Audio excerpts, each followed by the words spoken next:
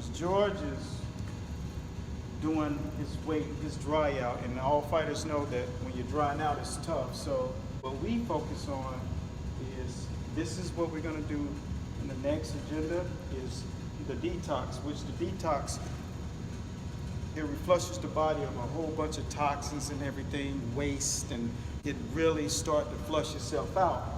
The next phase is the cleanse. It's really 5 days, but including the weekend, you know, it's really a 7-day.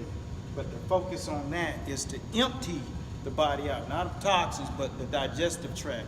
And when you're doing that, what you'll see is you get your body prepped to get it back down to its avatar.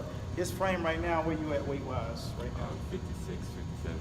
And at the beginning of the week, he was like 61, 62. And last week, you know, it's just been a gradual process and his body's flushed really good. Week 2, you gotta make sure your macronutrients are intact. So with that being said, his carbohydrates will be at 40%, proteins 35, fats 25, and calorie intake will be approximately 1,500 on those last 2 to 3 weeks. The objective is to flush that body down, still be really strong, be within inside of his avatar. And that's an important thing. And he don't even have to dry out. I mean, if you look at his face, Sam right here, show them how you look. You know, his face don't even look like he's about to jump on the scale. He's 2 pounds off weight, and he hasn't even done a sweat today. So that's the key when it comes down to getting your body weight down the right way. And this baby right here is the key. This is the detox.